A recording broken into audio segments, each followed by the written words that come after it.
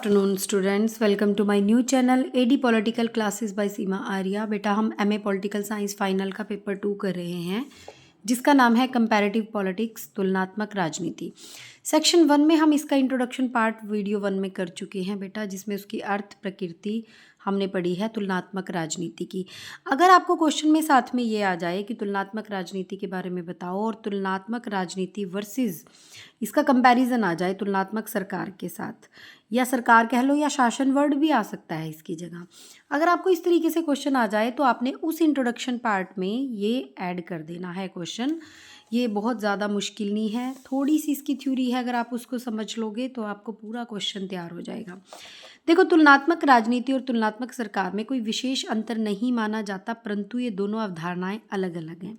कहने का मतलब यह है कि लोग इसको एक ही लेते हैं, ठीक है, कि तुलनात्मक राजनीति और तुलनात्मक सरकार जो है वो एक है, लेकिन वास्तव में ये दोनों अलग अलग अवधारणाएं हैं, इसीलिए इसको क्वेश्चन में ऐड कर लिया जाता है कई बार।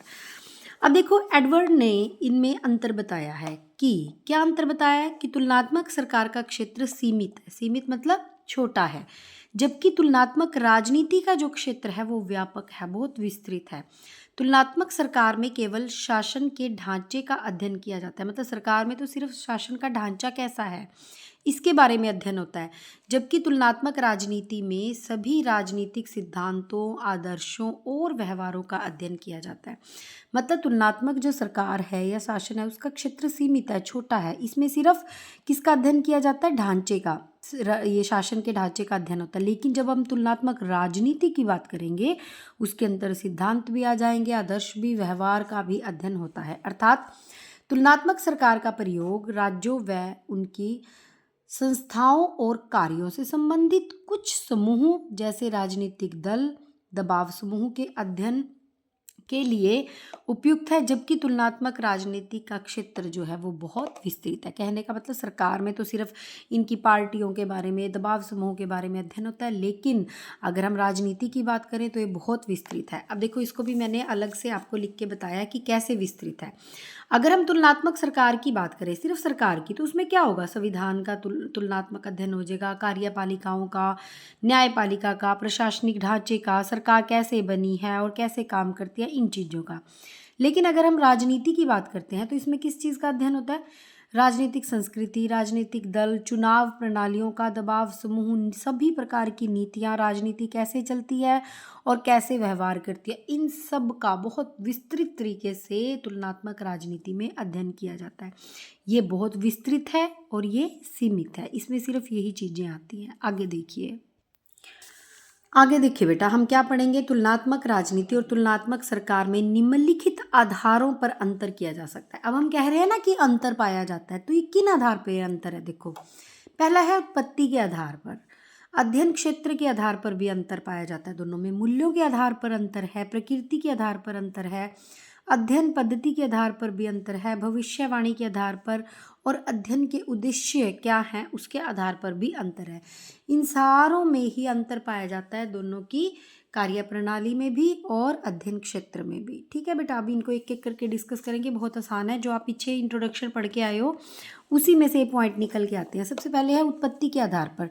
देखो, तुलनात्मक सरकार तुलनात्मक राजनीति के मुकाबले में पुराना विषय है। सरकार जो है वो पुराना विषय है, सरकारें तो बहुत टाइम से, राजा महाराजाओं के टाइम से पुराने टाइम से कोई ना कोई तो शासक रहा है ना, तब से चली आ रही है, लेकिन राजनीति वाला वर्तमान में चला है। इसकी तुलना जो है, देखो, तुलनात्मक राजनीति जो है वो द्वितीय विश्व युद्ध से पहले विकसित हुई, और तुलनात्मक शासन, देखो, ये जो राजनीति है, राजनीति तो चाणक्य ने भी राजनीति के बारे में लिखा है, ठीक है, ये तो द्वितीय विश्व युद्ध से भी पहले अत्यधिक विकसित हो चुका था।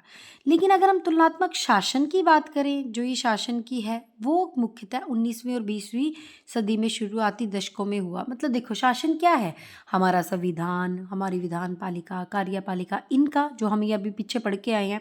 लेकिन तुलनात्मक राजनीति का क्षेत्र तो बहुत विस्तृत है, ये बहुत पुराना है, द्वितीय विश्व युद्ध से पहले से ही अत्यधिक विकसित था। चाणक्य ने लिखा, देखो कितने सारे, अरस्तु ने, कितने पुराने दार्शनिक हुए जिन्होंने राजनीति के बारे में लिखा है।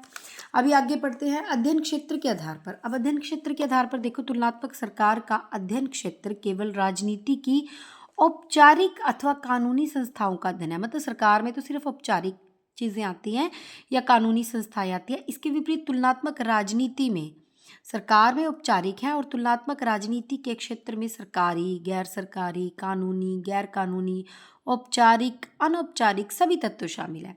मतलब अध्ययन क्षेत्र के आधार पर कैसे है कि सरकार में तो सिर्फ कानूनी संस्थाएं हैं, लेकिन अगर हम देखें तुलनात्मक राजनीति, उसमें तो बहुत सारी चीज़ें हैं, सरकारी, गैर सरकारी, अनौपचारिक, औपचारिक, गैर कानूनी, सभी प्रकार के तत्व शामिल हो जाते हैं। आगे बेटा आता है मूल्यों के आधार पर। अब देखो ये बड़ी छोटी सी बात है इसमें कि तुलनात्मक सरकार में मूल्यों के आधार पर केवल कानूनी संस्थाओं का अध्ययन होता है जिसमें मूल्य लिए जाते हैं, ठीक है। लेकिन अगर हम बात करें, जबकि तुलनात्मक राजनीति मूल्य निरपेक्ष है, इसमें मूल्य की कोई बात नहीं होती, मूल्य निरपेक्ष, मूल्य से रहित, ठीक है, कोई पक्षपात नहीं है, मूल्यों के साथ अध्ययन पर आधारित है। मतलब तुलनात्मक सरकार मूल्यों के आधार पर है, लेकिन तुलनात्मक राजनीति मूल्य निरपेक्ष है, ठीक है, इसमें कोई मूल्य से रिलेटेड कुछ नहीं है। अब आगे देखो प्रकृति के आधार पर तुलनात्मक सरकार व तुलनात्मक राजनीति की प्रकृति और स्वरूप में भी अंतर है। कैसे अंतर है? तुलनात्मक सरकार में शासन की विधानपालिका, न्यायपालिका, कार्यपालिका का अध्ययन होता है सरकार में, और तुलनात्मक राजनीति में राजनीतिक दलों व दबाव समूह का अध्ययन होता है, और ये विस्तृत है बहुत, ये प्रकृति है कि किस प्रकार से इनका अध्ययन किया जाता है। अब देखो अध्ययन पद्धतियों के आधार पर इसके बारे में देखेंगे। तुलनात्मक सरकार व ये सारा बहुत आसान है, बहुत आसान, एक ही बात को घुमा फिरा के आपसे डिस्कस कर रहे हैं क्वेश्चन को कि क्या क्या किस किस बारे में इनमें डिफरेंस पाया जाता है, जबकि बिल्कुल मुश्किल नहीं है। आपका इंट्रोडक्शन पार्ट जो आप पहले वीडियो में करके आए हो वो इम्पोर्टेंट है और वो समझने का भी है, उसमें से 101% क्वेश्चन बनता है, लेकिन इसको ऐड कर लिया जाता है उस क्वेश्चन में कई बार एक वर्ड कि तुलनात्मक शासन और या सरकार या फिर जो हमारी तुलनात्मक राजनीति है उनके बारे में डिफरेंस क्या है, उसमें आपको इस तरीके से उसको डिफ्रेंशिएट करना है। तुलनात्मक सरकार व तुलनात्मक राजनीति के मध्य अध्ययन पद्धति के आधार पर भी अंतर पाया जाता है। कैसे अंतर पाया जाता है कि तुलनात्मक सरकार में परंपरागत विधियों का, जैसे दार्शनिक, ऐतिहासिक, कानूनी व औपचारिक को अध्ययन के लिए अपनाया जाता है, जबकि तुलनात्मक राजनीति में अध्ययन आधुनिक विधियों पर है, जैसे परीक्षण विधि, अवलोकन विधि, व्यवस्था विधि। मतलब इसमें ना तर्क के आधार पर या ये कहते हैं सर्वेक्षण के आधार पर ये किया जाता है, विधियों के द्वारा किसी चीज़ का निष्कर्ष निकाला जाता है। ये क्या है? तुलनात्मक राजनीति। और बाकी सरकार जो है वो परंपरागत विधियों पर और ऐतिहासिक विधियों पर चली आ रही है हमारी। भविष्यवाणी के आधार पर देखो, तुलनात्मक सरकार में भविष्यवाणी करना संभव है, सरकार में कोई भविष्यवाणी नहीं की जा सकती कब क्या हो जाए, लेकिन तुलनात्मक राजनीति में भविष्यवाणी करना संभव है। इसमें भविष्यवाणी बहुत कुछ सीमा तक सही भी निकलती है। आगे देखिए अध्ययन के उद्देश्य के आधार पर।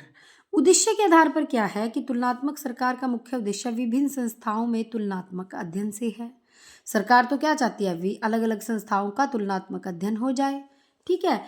और इसमें एक तुलनात्मक अध्ययन से यह पता लगाया जाता है कि इनमें कौन सी समानताएं हैं और कौन सी असमानताएं हैं। मतलब जो संस्थाएं हैं उनमें समानता असमानताओं का तुलनात्मक अध्ययन होता है सरकार में, लेकिन तुलनात्मक राजनीति में यह जानने की कोशिश की जाती है कि ऐसा क्यों हुआ और कैसे है, इसमें समस्या का समाधान निकलते हैं, ठीक है।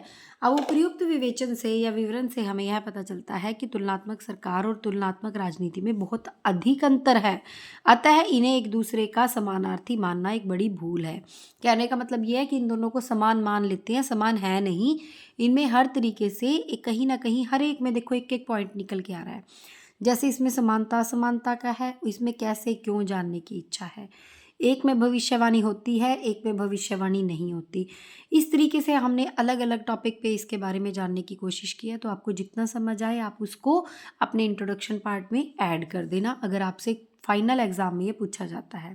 प्लीज़ मेरे चैनल को लाइक और सब्सक्राइब करें ताकि मैं और भी बुक्स करवा सकूं बेटा। Thank you so much.